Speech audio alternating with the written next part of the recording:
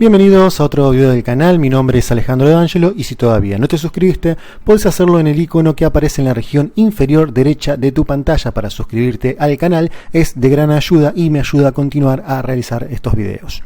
En el día de hoy vamos a hablar un poco sobre lo que sería la actividad física en enfermedades como la fibromialgia y la fatiga crónica. Pero para hablar un poco sobre cuáles son los ejercicios más adecuados para este tipo de enfermedades, tenemos que entender que los ejercicios físicos pueden dividirse en aerobios, o sea, con la utilización de oxígeno, y anaerobios, aquellos que no utilizan el oxígeno y utilizan otro sustrato para la formulación de energía, como por ejemplo la glucosa. La diferencia radical entre estos dos elementos tiene que ver con el metabolismo por el cual tiene como resultado la obtención de determinada energía. Como mencioné, o puede ser por un lado por la utilización del oxígeno, o puede ser por el otro con la utilización de glucosa. En este punto tenemos que hacer una aclaración. Y valga la redundancia un poco de esta aclaración, es que principalmente si tenemos que hablar de cuál es el mejor desde el punto de vista patológico, o mejor dicho, cuál es el mejor de estos ejercicios para la realización sobre una paciente que tiene o un paciente que tiene fibromialgia o fatiga crónica, tenemos que hacer un poquito de hincapié más que nada en que el mejor es el ejercicio aerobio, por el hecho de que los ejercicios anaerobios, al utilizar sustratos como la glucosa, pueden dar como resultado la generación de ácido láctico, lo cual contribuye a la presencia de mialgias y astenia, y produciendo de esta manera una agravación en lo que serían las dolencias producidas por la fibromialgia y la fatiga crónica, ¿sí?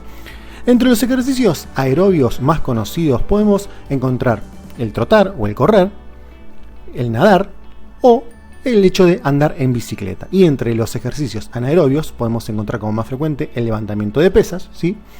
La realización de abdominales y la realización de flexiones. Fíjense que estos son los ejercicios que habitualmente uno puede encontrar con más frecuencia o relacionar con más frecuencia entre lo que sería el ejercicio aeróbico y el ejercicio anaerobio.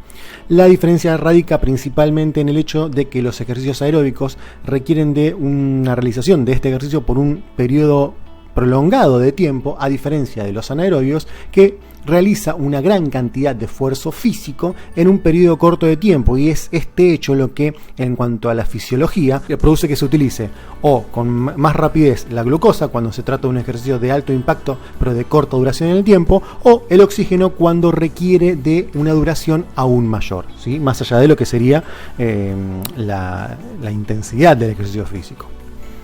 ¿Cuáles son los síntomas habituales que comparten la fibromialgia y la fatiga crónica? Bueno, básicamente comparten las mialgias, o sea, el dolor muscular, y la fatiga o astenia, ¿sí? En este sentido, digamos, lo que sucede es que cuando nosotros realizamos un ejercicio físico podemos agravar la presencia de estos dos cuadros. Es por eso que cuando tratamos de realizar una recomendación para los pacientes que van a hacer ejercicio y que poseen estas enfermedades, tenemos que hablar de ejercicios que no sean tan intensos y que tampoco tengan una duración tan prolongada, por el hecho de que una mala utilización o una mala realización de ejercicios puede llevar a que estos dos síntomas principalmente se agraven, ¿sí? Ese es principalmente el objetivo que tratamos de conseguir en este video, y es que informemos un poco de cuáles son los ejercicios en los cuales los pacientes con fibromialgia, fatiga crónica o síndromes sensitivos centrales pueden realizar, ¿sí? Principalmente los ejercicios que recomendamos en la Fundación Pisuto son la realización de un yoga, ¿sí? De yoga de bajo impacto, siempre hemos guiado este tipo de ejercicios por el profesor, ¿sí? Obviamente un yogi instruido, el cual permita la realización de diferentes ejercicios y que sean monitoreados para no producir un agravamiento de la enfermedad, ¿sí?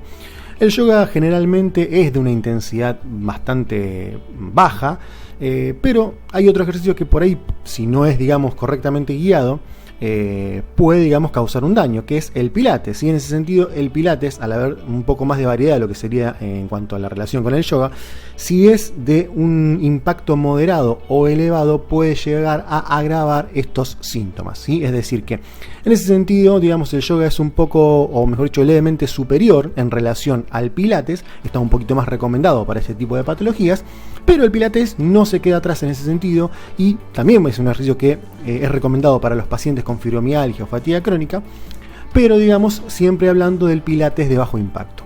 Un poco, digamos, no quiere decir esto que el paciente con fibromialgia o fatiga crónica no pueda hacer otro tipo de ejercicio, como el simple hecho, por ejemplo, de caminar, ¿sí?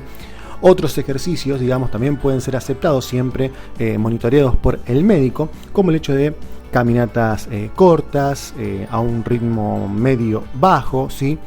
Un trote un poco, digamos, también a un ritmo medio-bajo, aunque es un poco menos recomendado, ¿sí? Por el hecho, digamos, de que el trote puede generar alteración o aumentar el impacto del daño sobre las articulaciones, ¿sí? Otros ejercicios que también pueden ser recomendados para este tipo de patologías es también la realización de Tai Chi, ¿sí? Es un ejercicio que ayuda mucho a lo que sería la relajación muscular y favorece lo que serían las articulaciones.